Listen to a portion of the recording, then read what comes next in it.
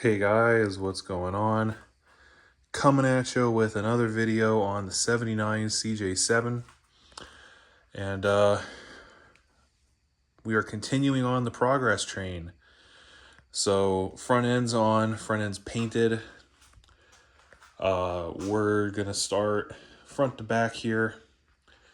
So grill, fenders, painted, they're on, like I said.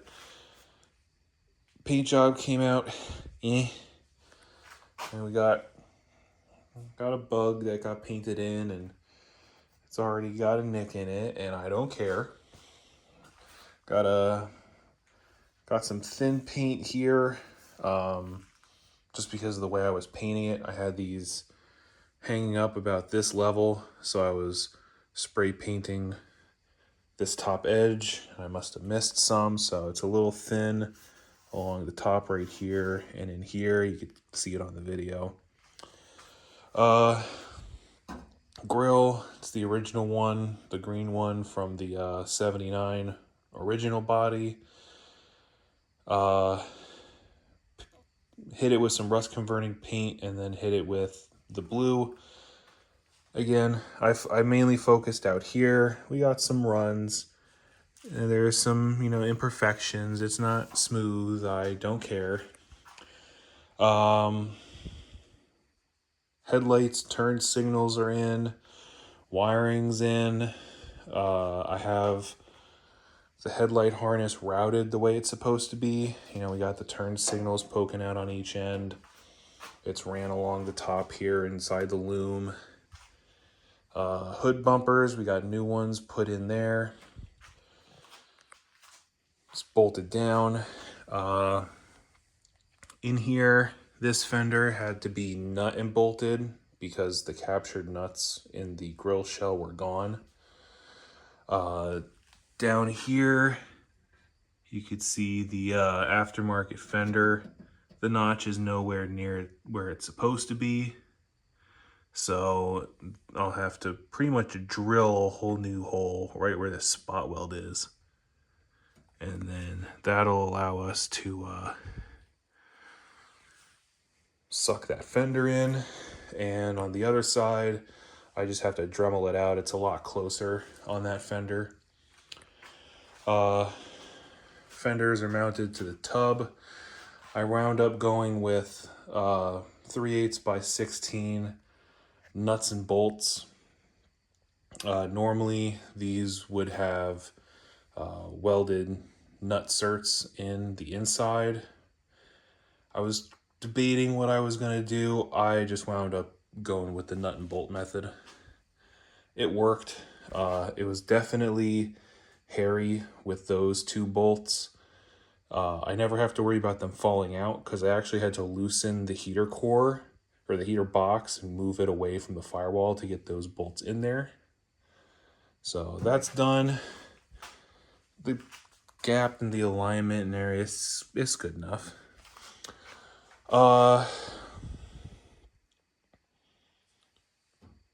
Grill support rods are in with new hardware. We have the hood prop rod chilling here. I haven't tightened any of it down yet.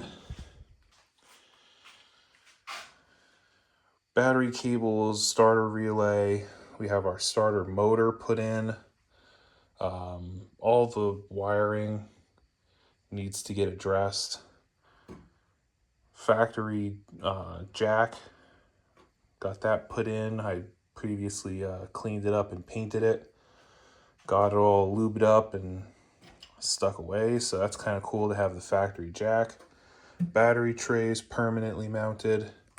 I double nutted that body mount down there. I still have to put a nut down there where the other arm goes to. There would be, I think, 2 other braces that support the fender right here, but I don't think that I'm really going to worry about it. One, because the studs that they would go to don't exist, and 2, because I don't have those bars. So we'll visit that later. Wiring wise, it's a spaghetti mess. I remember from previous video, I had kind of loosely wired everything in just to test everything. Well, now I have to kind of do more final installation. So I gotta trim some of the wires, get the excess off, get it routed nice and everything. I will say with this painless kit, there are a few things that I am not super excited about. One, the plug for the blower motor is supposed to be a rubber boot, weather tight connection, and this one just has a plastic, a normal plastic end, kind of like this guy over here. Not exactly the same, but you get the point, plastic. So not a huge fan of that. Also, the wiring came pre-loomed, but there's some wires that are in the wrong spots. For instance, the oil pressure wire comes all the way out to the end here, but it really needs to come out here because that's where the oil pressure sender is. The bigger issue, which I had already fixed, was the electric choke power and the temp sender wire also came out over here. So I had to de-loom everything and run those two wires back to where the hood light wire is.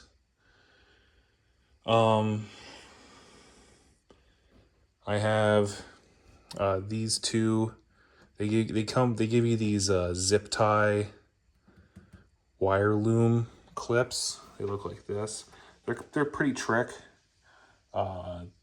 Instead of having the old, plastic, wrap clamp style, it's just a peg you put in here, and then you can wrap a zip tie around your wire loom.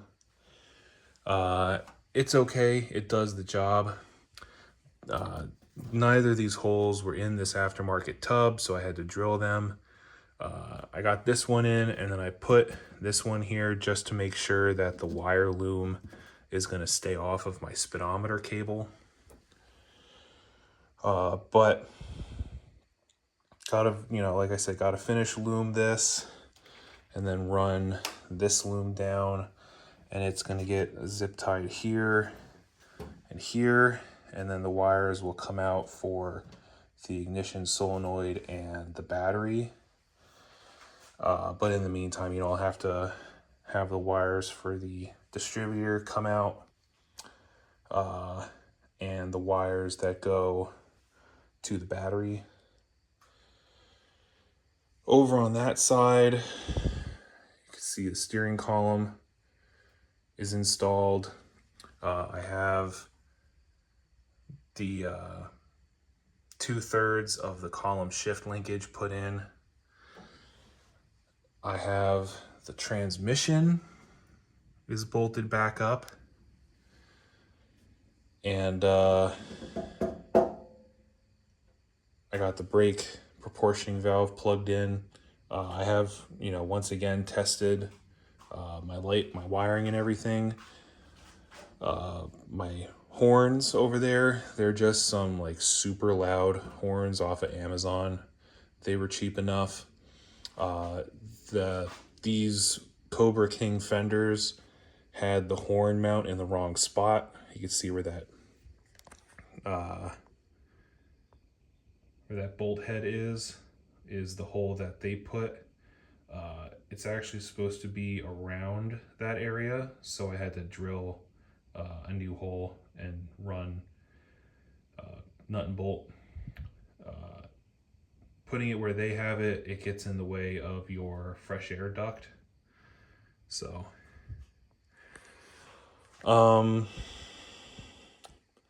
hood hinges are on. awaiting the hood, which is the next item that I have to paint. Let's see, what else is going on under the hood? Not much else.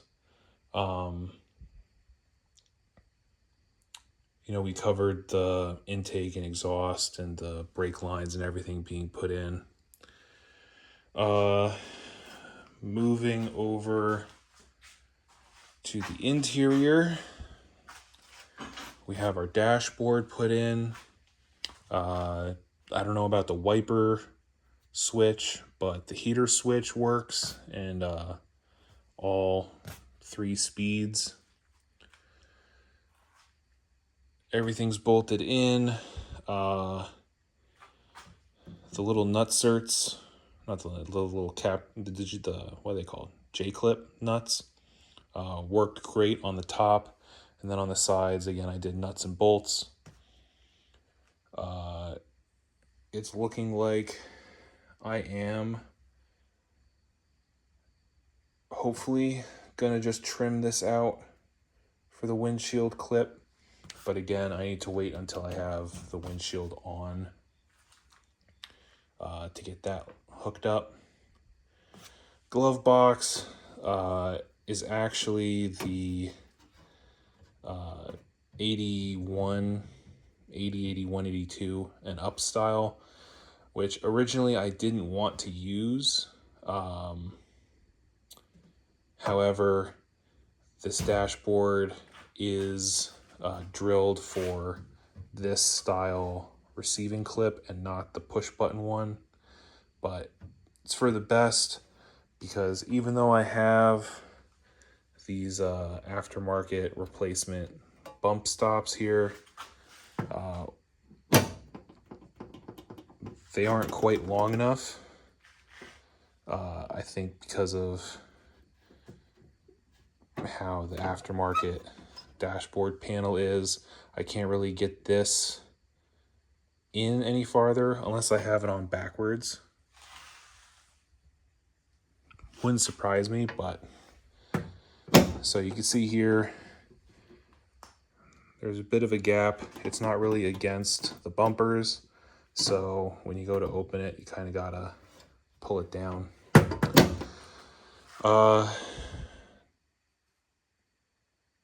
I am gonna have to come up with a brace for the dashboard. With all having replaced the foam pieces on the flaps and everything in here, and then with it, having the box sucked onto the aftermarket firewall, which I don't think is exactly the same. The controls, especially for the defrost, I mean, you can see there, it's pretty stiff. That one's not so bad. And then it's stiff to go to vent, but that's just because of all the other linkage that's hooked up. But when I pull on the defrost duct, you can't really see, but the dashboard does have a bit of flex in it, so I have to figure that out. But I checked, and the air blows where it needs to blow, whether it's on the floor or defrost, and it blows a good amount of air, so that's good. I do think I'm gonna wind up taking the defrost duct back off and put some of this foam up in here, because there's a gap between the duct and the tub, and I want to make sure that all of the air is getting up into the windshield frame.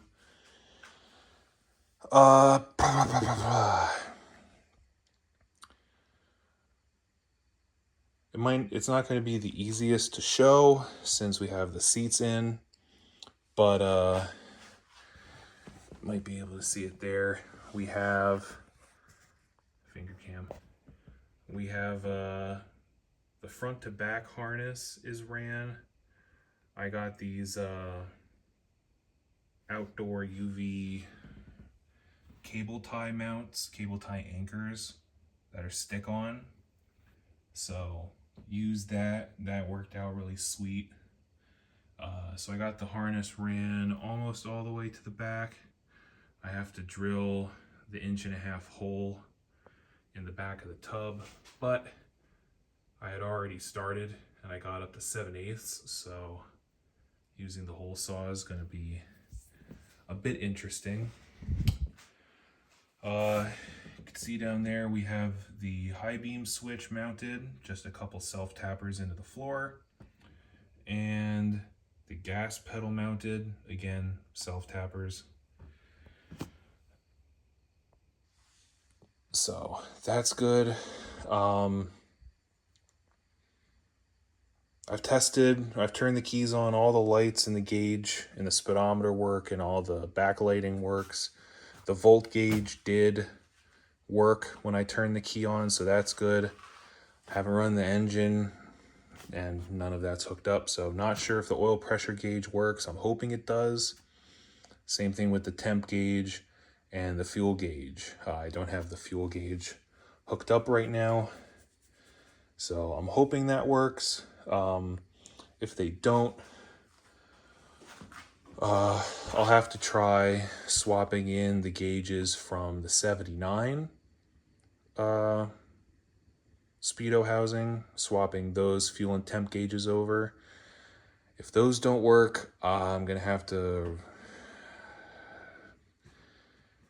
figure something out, because unfortunately right now there used to be a Stuart Warner gauge kit that you could get, which they made these gauges originally, and they sold a replacement kit or an upgrade kit or whatever they called it, which were good gauges. Unfortunately, in 2024, those are no longer available, and the only ones you can get are the Omg Eta gauges. And being Omg Eta, it's a crapshoot. It could be good, it could be bad. Like this tub, it was bad. And a lot of the reviews from people on the Omg gauges said that they didn't work out of the box, or they stopped working after a month. So we'll have to figure that out once we get there. Like I said, seats are installed. I have to drill more holes for the seatbelt receivers. I still have to get seat belts and put them in. Door strikers once we have the top and the doors.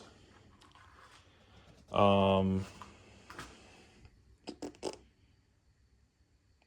not much is going on in the back of the tub. So since we're back here, oh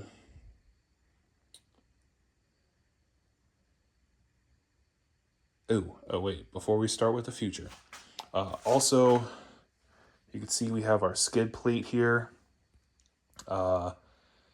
Transmission and transfer case are back in the Jeep. I think I mentioned at one point I had taken it off and I was going to have it rebuilt. But right now I'm really going for like trying to get this thing back on the road. Not as quickly as possible, but like without having to do extra work and unnecessary like upgrades and replacements. So the transmission, the fluid really wasn't as bad as I had thought it was. So I drained the torque converter as much as I could, put in a quart of fresh fluid, reinstalled it, and then put the transmission transfer case back in. Just today, I finished taking the pan off, draining the fluid. Again, there was some, stuff in the bottom of the pan, but nothing crazy. Again, the fluid was dark red, but red. It wasn't like black or anything. And the filter looked old, but it didn't look super clogged with crap. So new filter, new pan gasket, that's all buttoned back up. Dipstick was leaking. Someone had just schmooed RTV on there, so I have to look around and see if I have O-rings and see if I have one that'll fit that, and then put the dipstick back in. Have the transmission mount replaced. I have it loose until I get the skid plate back on, and make sure that it's going to line up with the skid plate, and then I'll cinch that down. Get the skid plate mounted back up, and then I can get the twin stick kit put on. Reason I'm waiting, you do have to bend those rods, and I want to make sure that the transmission transfer case is sitting in its final spot before I go around bending the levers and everything. So that's transmission stuff. And the back end, like I said, I have to get that 1.5 inch hole drilled. Then I'm going to have to drop the gas tank because the wiring harness runs along above the gas tank along the underside of the tub. So I'll have to drop the tank back out, drill the holes for the mounting clips for that taillight harness and run it. Then I can get the taillights put in. The side markers, I had front ones, but I didn't have rear ones, so I got those in off of Summit. So now I can take these guys, the hole that I drilled is, about the same size, so I can stick that in there, make sure it's level, and then mark where my new screw holes need to be and drill them that way. Just because since I was getting aftermarket lenses, I wanted to be safe instead of sorry with my screw holes. So yeah, we got a bunch of stuff back there. Ground straps, I'm gonna run, I think I'm gonna run a ground strap from the battery cable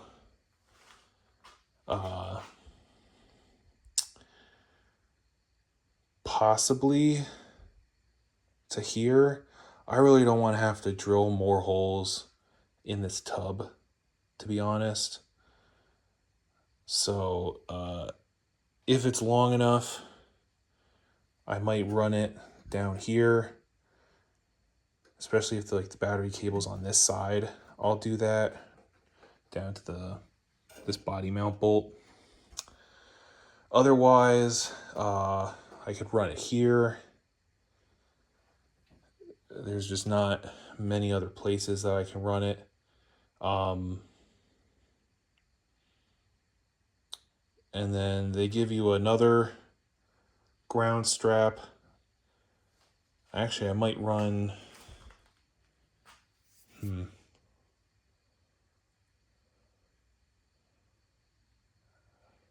See, a lot of times people say ground the engine to the body and the engine to the frame. But on these Jeeps, nothing's really grounded to the frame. Everything grounds to the body. Plus,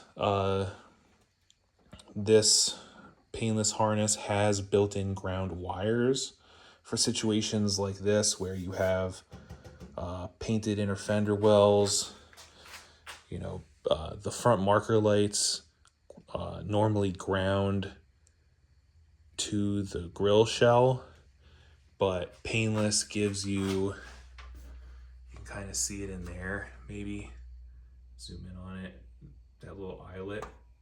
There's one on each side. They give you individual ground wires that you can use.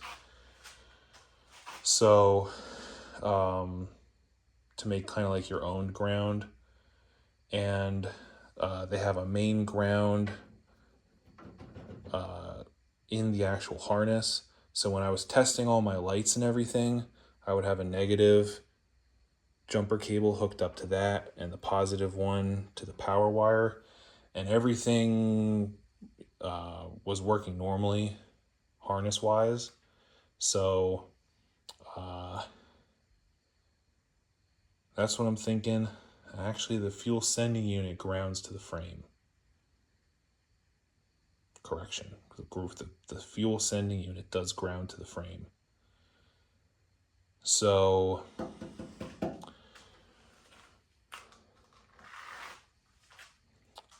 we'll run one wire from the battery terminal to the tub, and then I'll run another wire.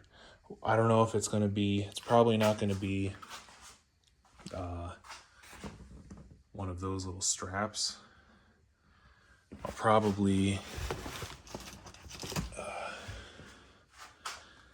see, this one's kind of like a little guy. We got a big guy. But anyway, let's not get carried away. We're going to ground battery to body and then battery to frame. Wiring we already went over. Have to change the fuel pump, hook up my fuel line, hook up the heater core. I have to get a zip tie on there, tighten up that drain, zip tie on the little drain down there. Yeah, but like I said, next thing I'm going to paint is the hood, which is going to be interesting to paint, because obviously it's going to be body color on both sides, but there isn't really a good way to paint it.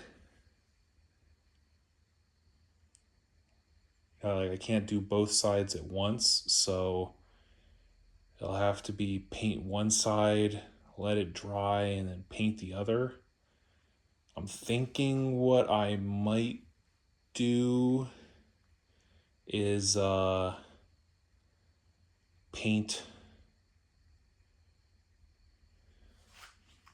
the top side and get it bolted and everything onto the tub, and then I'll flip the hood up, cover all this with like the plastic stuff, and then paint the hood on the underside on the Jeep is what I'm thinking. And then we need to go suspension.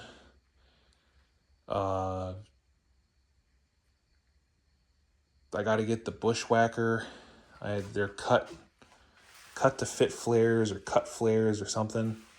I'm assuming what they're gonna do is come in here and trim this section off, maybe get rid of this lip, which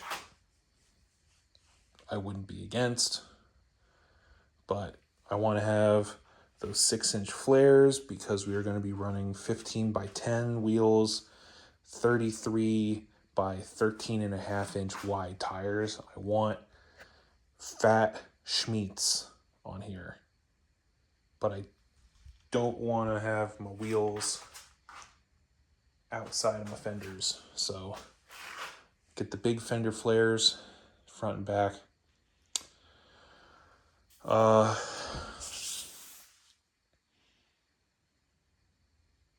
Yeah, suspension, 4-inch skyjacker lift, spring lift. I was debating doing an axle flip. I don't think I want to do that. I don't really think it's necessary with already doing the lift springs. I don't want this thing super high. Plus, this already has some kind of Trailmaster lift kit, a really old one. Because this is a big gap, but it even had a gap when it had those old 33s that were on it when I got the Jeep. So it's already lifted. It's just an old lift. So, and since I have no clue what it is, and I don't know if these shackles in the front are original or in the back, like I don't know if it has like original springs with a shackle lift or lift springs in a shackle lift or lift springs in stock. I don't know. So we're going to replace all of it. So lift kit, rebuild the front and rear diffs, drive shafts. I need to get a new one in the front because the front one was junk. The slip yoke part was seized and it looked like it had been snapped and re-welded at one point. The rear one, I will try and get new U-joints for it. You can't really see it hiding in there, but it is a double cardan joint, so this thing has like a slip yoke eliminator on it already. So may do that, may just get 2 new drive shafts, who knows. But yeah, body wise, we're really close. Like I said, paint the hood, then paint the tailgate, then paint the windshield and get all that squared away and put on. And then we're just missing the fender flares, the top, and the doors, and the trim rings. Done. Then we move on to bumpers and all the undercarriage stuff. So it's coming along. I try and get a couple things done every day after work. And by the time, before I know it, there won't be anything left to do. So tomorrow's project is going to be tackling some of this wiring. So I'll catch you guys later.